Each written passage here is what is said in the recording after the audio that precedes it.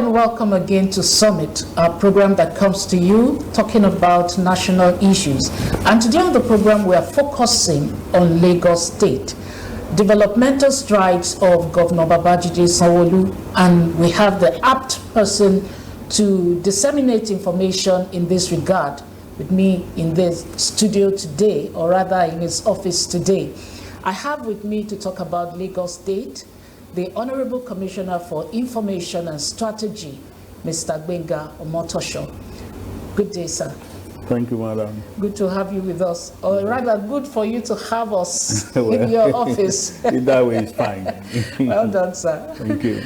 All right, sir. So we'll talk about Lagos State. We are going to be looking at different issues, different segments of the society in Lagos State. But I would just like to start by asking that how is the course, how much on course rather is the team's agenda in Lagos? Holistically, how are things going? Well, thank you so much. Well, to answer your question straight, all is well. It's excellent. All of the things that we expected, despite the headwinds that we have, natural things, man-made hurdles, everything is on course. But just to correct the fact that it's not just a team's agenda, it's now teams plus agenda. Teams plus, yeah. Because by the time Mr. Babajide Sanwo-Olu, our governor, was coming back for the second term of office, he introduced the plus so that team's agenda can be more robust, can be more identifiable by the people, can be more, to go just after the needs of the people, and can be more focused, more expansive, more inclusive. All right, thank you, sir, for that correction. The Themes Plus agenda of Lagos State. All right, so in view of that Themes Plus agenda, the governor just signed an MOU in China with a Chinese company in respect of the rice mill at Imota, and also in this bid to boost food production. He also signed an MOU for the Green Line Rail. That's about 68 kilometers of that rail line. Now, we want you to throw more light on these and then also tell us how it fits into this Things Plus agenda.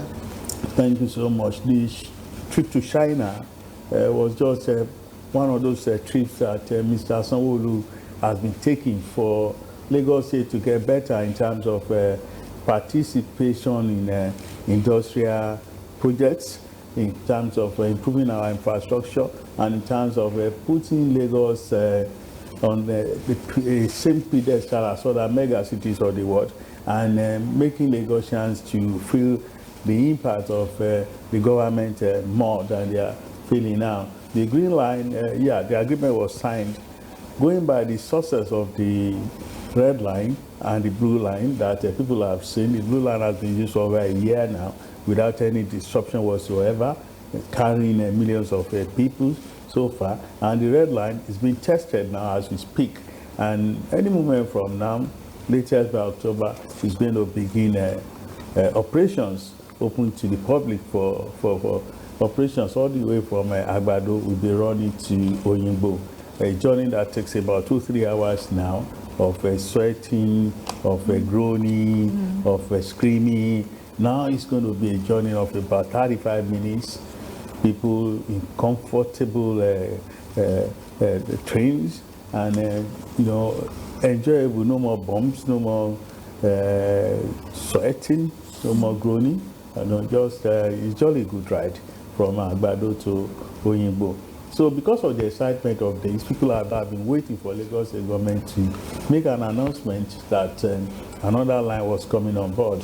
And that exactly was what Mr. Sanwo-Olu did about a week ago when he traveled to China and signed that agreement that the Green Line, which will be coming all the way from Lekki Expressway to Victoria Land, is going to come on board, having stops in various places like Ogombo, like Aja, all those popular places that we know. Now we'll be able to access them by rail if the Green Line comes on board. So it's an ambitious project. It has always been. Lagos has been the only sub-national building train anywhere in the world. It costs a lot of money, costs a lot of focus, costs a lot of attention. But thank God we've been able to do it with the red line and the blue line. So by the grace of God, the green line and the cooperation of the Lagosians, the green line too is going to be a dream come true. All right, so it will be out of place if I don't actually say congratulations on the first year anniversary of the Blue Line Rail, which we hear that has been able to convey over 2 million people right, within 1 year. Yes. All right, so we hear so much about the Blue Line Rail. We want you to juxtapose it with the waterways transportation.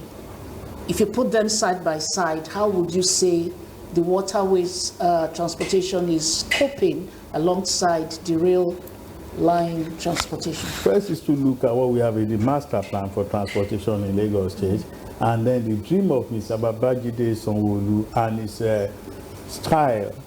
You know, the idea is to have an intermodal transportation system that will provide for Lagosians alternatives. If you want to travel by water, the waterways will be kept safe for you, will be kept busy for you, will be kept comfortable for you. If you want to travel by rail, of course the rail is there. Many people have tested it. They've seen how comfortable it is. They've seen how fast it is. They've seen how intentional Lagos State government has been for building those rail lines. And then if you want to travel by road, of course people have seen those BRT buses that have been injected into the system, over 1,000 of them, and they've seen how comfortable they've been, they've seen how fast they've been, they've seen how modern these buses have been. So for us, is if you look at that, the first pillar of the Teams Plus agenda is traffic management and transportation. So if you look at what we have been able to do in rail, what we have been able to do in road, and then what is going on in waterways, you see that there is synergy. There is the three systems are really working together. On the waterways, on May 29, when so many people were on holiday and then having jollification because of the Democracy Day, the day of the inauguration of governors and Mr. President, we were on the water in Ibeshe, commissioning 15 ferries. Each of these ferries could carry 40 to 70 passengers at a time. They have a free Wi-Fi for people who are on board for passengers. Of course, every passenger is provided with a life jacket. And apart from that, they are fast, they are comfortable, they are modern. And the good thing about them is that they were not imported from anywhere. These ferries were built by our young people, our young engineers, and I think it's a testimony to the success of that system of transportation, that young Nigerian engineers could build such a modern ferries for people. And if that is also a pointer to the fact that more and more people are using the waterways today. You can hardly hear of any accident involving our boats, and you can hardly see anything that has to do with disruption on the waterways. The waterways are safe, and more Lagosians are now seeing that the waterways, they are safe for them, that the waterways are faster, and that using our ferries are better. And more jetties have been built. As of the last count, we have commissioned over 20 jetties in so many parts of Lagos, Mile 2, Badagry, Ikorodu, and so many other places that we have built jetties, modern jetties, and that we have commissioned. So the waterways are expanding, the rail, you can see, is coming up and people are embracing it. And then the roads, people are always talking about BRT, how to improve it. You can talk about issues here and there. But all in all, it's been a very successful experience. It's been a wonderful experience. It's been a tangible experience. It's been something worthy of the attention the Lagosians are giving to it. Okay, so but could you give us like a number of like people who actually use these waterways? Like we have information about over 2 million people who use the rail line. Do we have an estimate? I think as of March this year, over 1 million people have used the waterways. And then, like I said, we've built 15 new ferries that we have just commissioned. 10 more are on the way to make 25. By the time Mr. Sanwo-Olu came on board, by the time he mounted the saddle as governor of Lagos State, we had about 7 ferries. Then later we had 21, including, he added 14, including a big badge that is enough to have about 250 people having a party on the waterways. You know, so, and today, if you add 21 to the 15 that we have just commissioned, you can see that the waterways is getting more and more popular, getting busier by the day, and the Lagosians are embracing it. The new jetties, I mean, it makes the transportation of the waterways easy for you. Once you get to the jetty, you sit down comfortably. The boat, the ferry is there for you to board and then begin to go your way. And then more and more routes have been opened for Lagosians to be able to enjoy this service. So the waterways are busy now. More and more people are, you know, joining the waterways.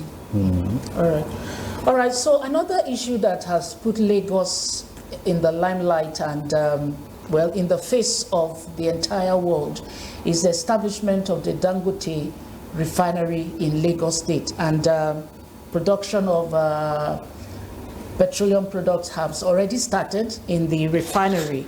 Are you considering, is there anything in the pipelines like Lagos State having special benefits as host to the multi-million-dollar project in terms of fuel availability in Lagos State? Any special considerations for Lagos? I do not think there's any special consideration because if you look at it, any product that is going to be successful, either in oil and gas or whatever, in Nigeria, Lagos State consumes, take for instance, agric. We consume over 50% of any produce from any part of Nigeria that is coming out. So Lagos is the consumption base for anything, whether it's Dangote petrol or Dangote rice or Dangote semovita or whatever that anybody is producing, because Lagos has the population. Lagos is between 24 and 25 million people. It's the smallest state in Nigeria, yet it is the most populous. The population of about 25 African countries put together. The population that is going about 6 times that of Los Angeles and New York. So it's big. I mean, it's the largest concentration of black people all over the world. And over 60% of this population is made up of young people who are highly mobile, who are highly receptive to new ideas, and the spending power is there in Lagos because it's the commercial and business headquarters of Nigeria. And you know, look at the economy of Lagos, about the 5th largest economy, while Lagos will be a country in Africa. So if there is going to be any consideration because Dangote refinery has opened, I do not think there is any. But in terms of availability, I think this is where the market is. For any product, whether it's petrol, gas, or any other thing for that matter, I think this is where the market is. All right. So let's look at the issue of infrastructural development. I know Lagos State is always doing a lot of infrastructural works, talking about the bridges, the rail lines, you know, so many things. But I want us to concentrate today on the 4th mainland bridge. What is the update about that bridge? How is the project going? The 4th mainland bridge is one of the dream projects that we have. It's an ambitious project, a project that we think will change the face of transportation in Lagos, moving all the way from Ibrahim Adesanya up to Lekki, up to Ikorodu, and then busting out around Lagos, Badagry, Lagos Ibadan Expressway. I mean, so it's like the kind of road you have in the UK, they call M25.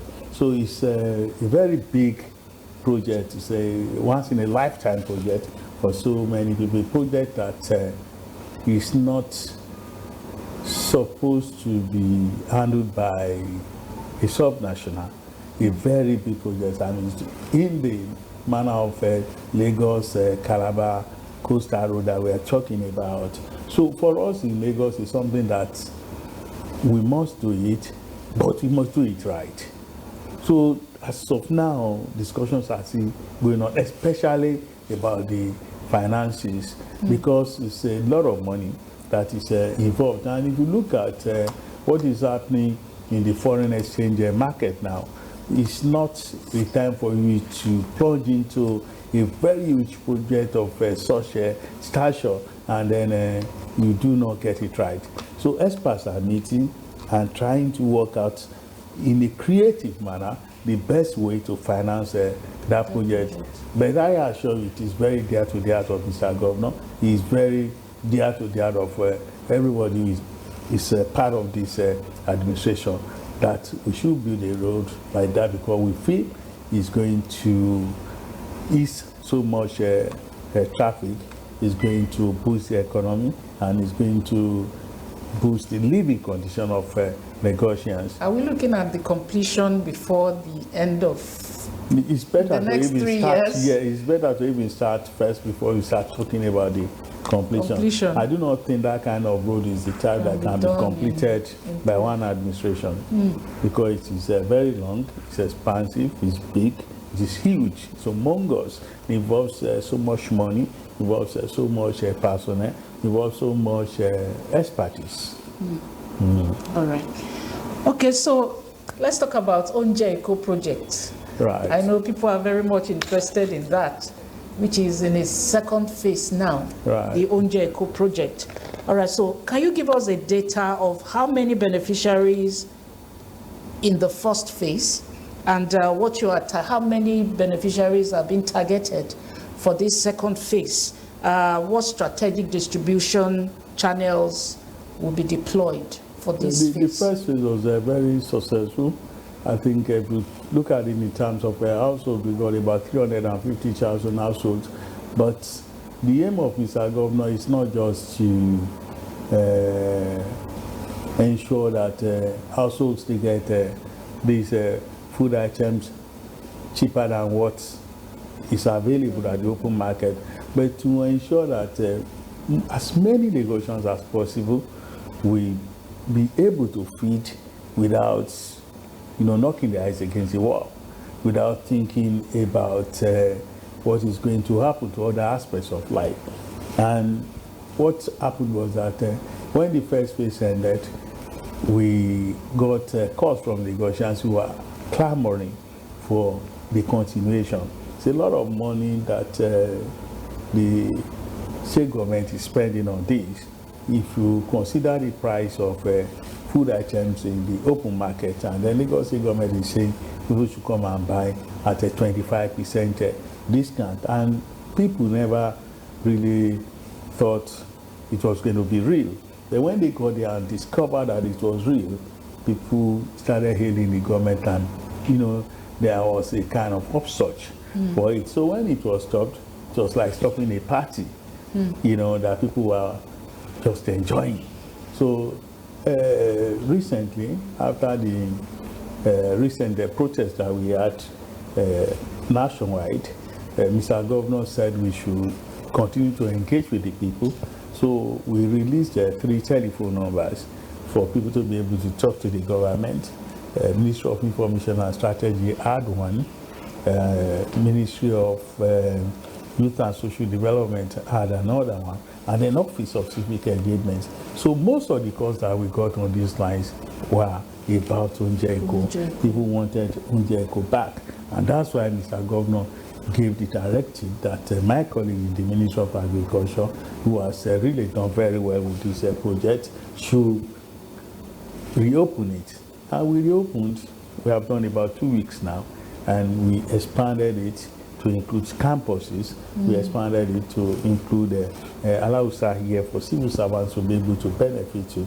And I tell you, the figures that are coming out, they are being collated now. They are highly exciting, that people really want to. But there is one important point that I need to make about Onje Eco.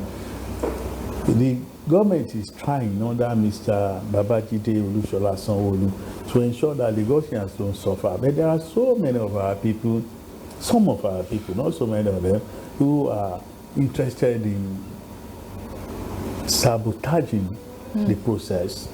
I've been around the markets. You know, every Sunday I go around from one neighborhood to another to monitor what is going on. And it's so sad that you find some of our people buying things like eggs, for example, at 3,740, and then going to resell at 5,000 per crate. This, I think, is very bad. This, I think, is fraudulent. That's because the items are not meant to be resold. They are not meant to be resold. They are just coming there to buy what you and your family can. But you see people coming with their kids, coming with their brothers, their sisters, and just one family forming a very long queue and saying they want to buy. They say, okay, you want to use technology, you are not buying with cash, you are using cards. Everybody has an ATM card.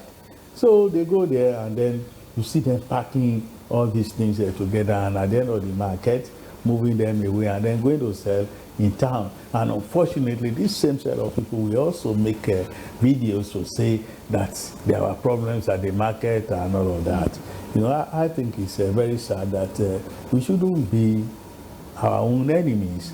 We should be our brothers' keepers, and we should ensure that we are not greedy. So that, I mean, if everybody decides to shun greed, if everybody decides to shun avarice, I mean, we will live in a society that is better. And we are Lagosians. I mean, we are proud to be called Lagosians. We should behave as Lagosians. We are civilized people. We are not greedy people. We are not avaricious people. So we should show all of this in whatever we do, our conduct. All right. Thank you so much, sir. Now, the End Bad Governance protest has come and gone, and we must commend this administration for how it handled it, that we didn't experience how backward it took us, the other NSAS protest. You know, this was able to be contained. Now, are there lessons learned, and what proactive measures are being put in place to engage the citizens, particularly the youth, in what government is actually doing for them? Well, first, we thank God that the protest came and ended the way it ended. But it's not because much of what the government did. It's because Lagosians joined hands together and with the government, with a single voice, to say, not again. That the kind of thing that we found about 4 years ago in Lagos, that we no longer allow it to happen. So all of us, Lagosians, we came together to say, our people, yes, you have a right to protest if the government, I mean, this is a national protest. It's not something that is exclusive to Lagos. So you have a right to do it, you have the right to protest, but you must realize that you do not open the door for criminals. You do not open the door for hoodlums. You do not open the door for enemies of society who may visit war on Lagos the way they did the other time, burning down government and private assets. And today, so many of those assets are irreplaceable. Think about the cost of replacing them. I mean, look at the laboratory that was burnt down. It's the only type of laboratory that we in West Africa. So that if you want to do DNA, you want to do any other scientific thing, that is the lab to go to. It's no longer running because of that. Look at the iconic High Court, the first of its type anywhere in Nigeria, where every lawyer dreamt to practice, was burnt down. Look at the NPA building. Look at the first seat of government in Lagos, the City Hall. It was burnt down. I mean, how do you replace all of these things? So it's Lagosians decided on their own that never again that will not happen, because they didn't believe, and up to today we do not believe that those who did that can be called Lagosians. They are not Lagosians. Anybody any child who throws stones into his father's house is a bastard. And Lagosians are no bastards at all. They won't do that again. That, in my own view, was responsible for the kind of peace that we had the last time that we had this kind of protest. I mean, people are free to protest, but violence is the one that is not allowed. And if you protest and you see that your protest is going to open room for people to launch an attack on innocent people or to disturb others, all in the names of their rights, it's not good at all. That is a situation in which all of us, is good for us to be talking about our rights and all that. But we also have responsibilities. It's not all about rights, it's about responsibility too. Responsibility to ensure that other Lagosians are free to go to work, other Lagosians are free to go to hospital if they need to, other Lagosians are free to move around. So when you look at youth restlessness in the state, what are some policies that government has for them, and then how well are they even keen into some of these policies that should help them? When we started this discussion, I spoke about Themes Plus agenda. Yeah. The Themes Plus agenda, the plus there is about social inclusion, is about gender equality, is about the youth. So what we have been doing before about youth inclusiveness, we have stepped it up. In all of our programs, in agric, in education, in entertainment, in science and culture, in tourism, everything is about our young people. We have trained about 16,000 young people who are interested in acting, in filmmaking, in script writing, in editing, through Ebony Life, through AMAC, through so many organizations that have come. 60,000 in that 16,000, yes. Okay, 16. Yeah, young okay, people who are interested in filmmaking, in editing, in script writing, through Ebony Life, through African Movie Awards, through all of the York and some other experts in this area. There is a fund in science and technology. Last week, Lagos State Science Research Council, which is being given to people who have any innovation. They don't have any money to pursue it. All of our young people who are into science and into technology, they are benefiting from this fund. You have Lagos State Employment Trust Fund. If you are a young man, you're just out of school, you have an idea, a business idea, you don't have our money. There are so many who have benefited from such funds. In sports, we are building about 8 stadia simultaneously, mini stadia all over the state for all of our young people to be able to express their talents in sports. The film city that is coming up in K2 Ejiri, it's all about our young people, so that the talent that they have, they be able to express their talents. All of the programs we have been in agri, they are geared towards making our young people to see the potential in agric, for them to be able to make it, for them to be able to make money. In education, you go to our schools now as a new student, our basic education schools, you do not have to pay anything. Mr. Governor stopped all the money that pupils were being charged before coming to school. Lagos State has been the only state that has increased bursary for students in higher institutions. And then we are also providing space for them to come and do internship. To do internship, so many of the companies that we work with, they are employing those people. Recently, we have just graduated the first batch of Latif Jakonde Leadership Academy. These are very, very young Nigerians who have a leadership potential, and they have seen how it has been in private sector, in public sector, and they are now daring to go and change their world. Some of them are going to remain in the civil service, others will be in the private sector, for them to be able to put to practice all of the things that they have learned as fellows of Latif Jakonde Leadership Academy, and to go and change their world. So all of the things we are doing now, they are geared towards giving room to our young people, ensuring that they are at the table How well are they embracing all this? How well are they keying into it?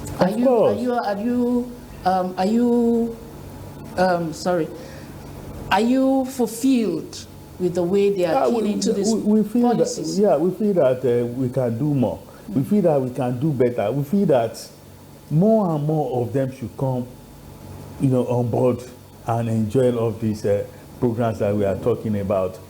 There is nothing that Lagos State government is doing that you won't find room for young people. But there are some of them, unfortunately, who still feel that, there are hurdles for them to climb. There are so many young people who carry telephones, who don't even know that telephones can make money. Yeah. Not telephone. You use it to even look for information that can better your lot. Many people don't know what Lagos State Employment Trust Fund is doing. Many people don't know what Lagos State Science Research Fund is doing. Many people don't know how far we have gone in encouraging our young people to embrace education, to embrace creativity. All of the people that we are training in the entertainment, in the creative sector, many people still don't know. So we are inviting them to take advantage of all of this. There is no talent that God has given you that cannot find expression in what we are doing in Lagos under Mr. Sanwo-Olu's administration. All right, so another very important issue is the impending Local Government Autonomy Act at the Lagos State House of Assembly. How does the state plan to ensure a smooth takeoff of the implementation of the local government autonomy in the state? Well, so many people talk about local government autonomy. In Lagos State, the local governments have always had their autonomy.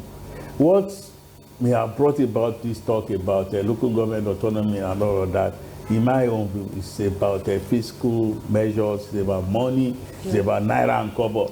And Lagos State government, under Mr. Sanwo-Olu, even under his predecessors, has never touched local government funds. The funds go from the federation account to the local governments directly. If you want to do anything with local government, it's about persuasion, it's about common interest, it's about common knowledge, it's about common, common ability to do it together. It's not about compulsion, it's not about force, it's not about people being corralled into doing it. No. We work with them in a smooth manner. So whether there is going to be pronunciation about local government autonomy, it won't change anything in Lagos because the local governments here are autonomous. All right. Okay, so let's look at the issue of housing and rent in Lagos State, especially with the economic situation we have now. That despite the establishment of the Lagos Real Estate Regulatory Agency, landlords keep, increasing house rent. And we have so many people who cannot even afford these increments.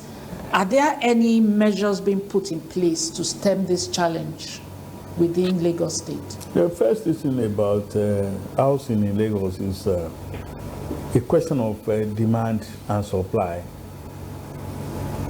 Demand is greater than supply.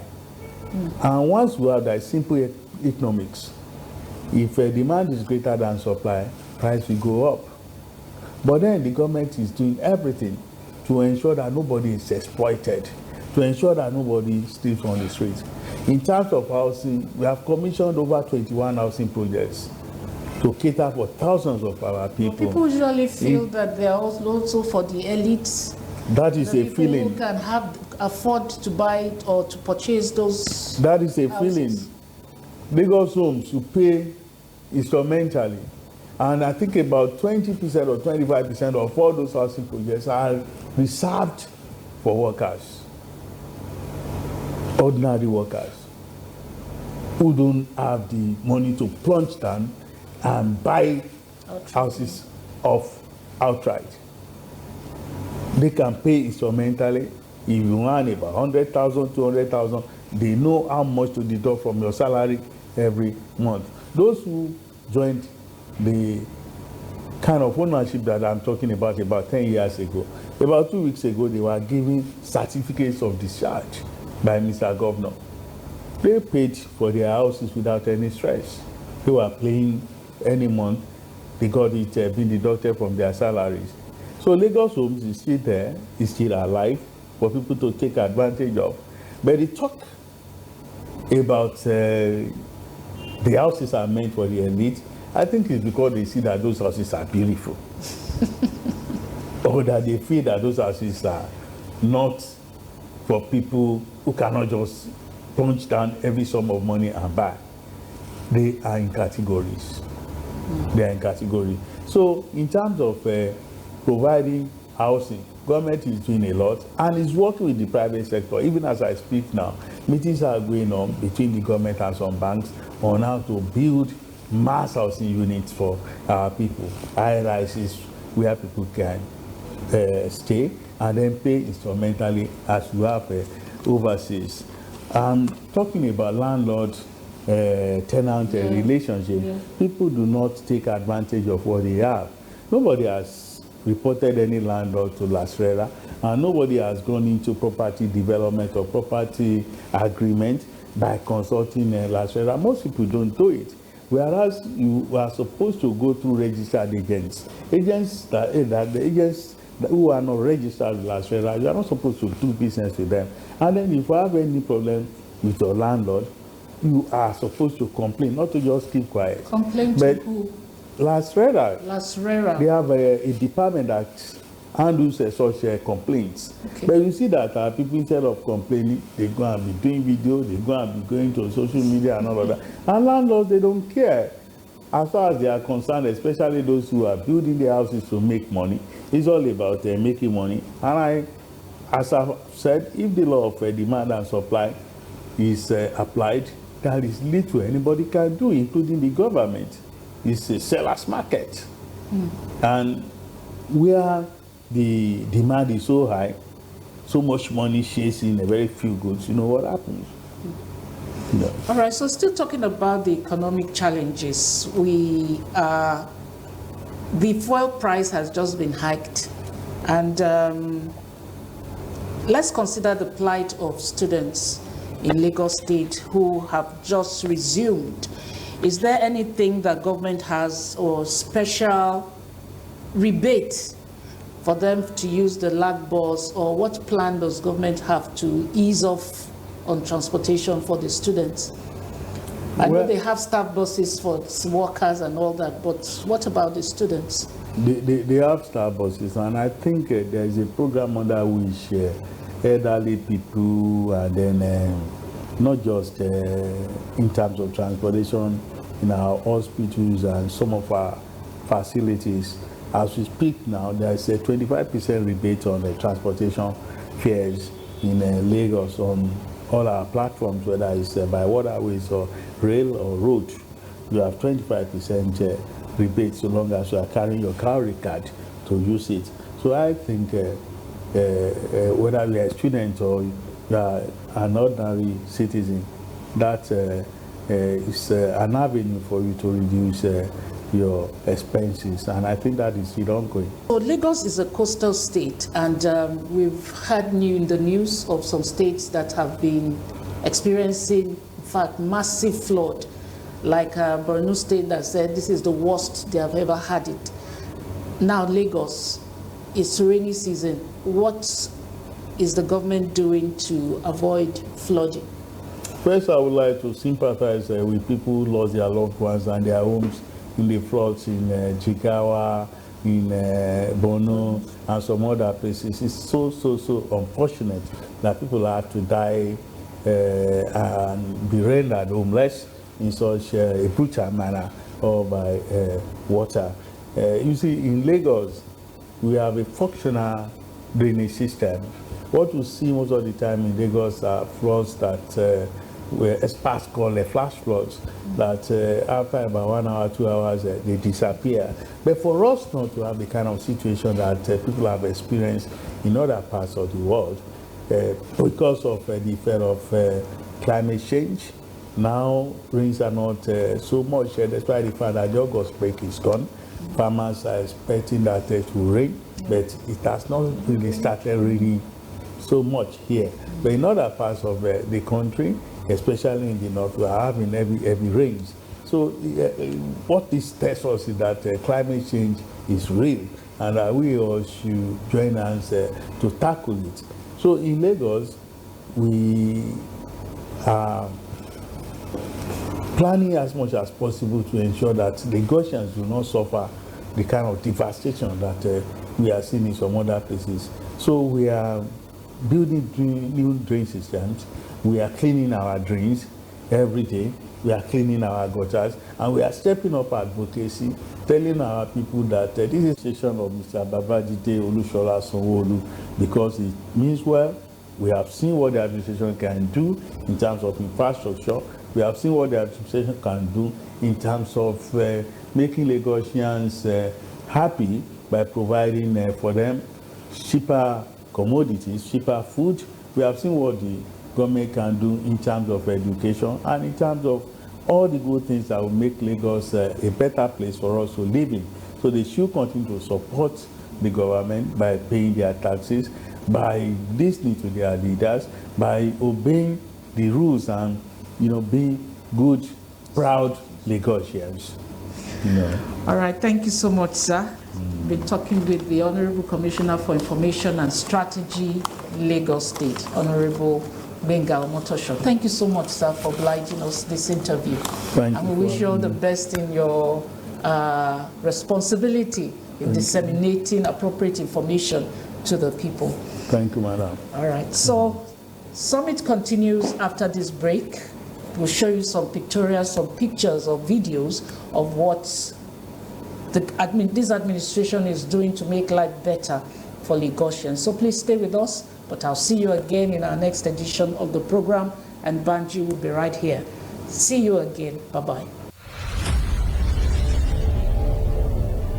Lagos, we just don't want to be a big elephant. We want to be an elephant that works. We want to be an elephant that is efficient, that is effective, that people can indeed rely on. Welcome to Lagos, a city full of opportunities and energy. With its growing population and modern infrastructure, Lagos is poised for significant economic growth. This dynamic environment creates a wealth of opportunities for businesses and investors, eager to capitalize on the city's expanding market. So why should you invest in Lagos? I think people should invest in Lagos because it's one of the most dynamic regions and states in all of Africa. Lagos leads in promoting the ease of doing business by meeting international standards and qualifying for global initiatives. Ongoing reforms enhance transparency, streamline processes, and create a pro-investment environment, making Lagos ideal for business. I think that what sets Lagos apart from every other city is the fact that you can come there with nothing and in no time have built an economic livelihood out of the city. The digital transformation in Lagos has effectively cut through bureaucracy, creating fast and efficient business processes. Combined with our business-friendly policies, Lagos has become a top choice for investors seeking a supportive and streamlined environment. You should invest in Lagos because Lagos is secure. You should invest in Lagos because Lagos has a dynamic, forward-looking government that is going to hold your hand and make sure your investment stays safe. In just 5 years, Lagos GDP has increased by 50%, showcasing our economic strength and resilience. This rapid growth opens numerous investment opportunities, making Lagos a prime location for business ventures. This is the commercial center of Nigeria, so it's very important for you to be part of that success story. You should invest in Lagos. Investment prospects in Lagos span key sectors like transportation, tourism, health insurance, and waterways. Our ambitious development plans are turning Lagos into Nigeria's commercial hub, attracting diverse investments. Lagos is the epicenter of investment opportunities, from tech investments, financial services, in terms of human capital. In all the cities of the world, there's no city that stands out like Lagos. Lagos is a land of creativity. There's nothing like Lagos when it comes to creativity. Invest in Lagos, the land of creativity. Investing in Lagos means tapping into a vibrant and diverse economy. Strategic investments across sectors guarantee sustainable growth and endless possibilities, making Lagos the perfect place to invest. Let us see Lagos as a small Africa where all of us can see as home, can come, work and play.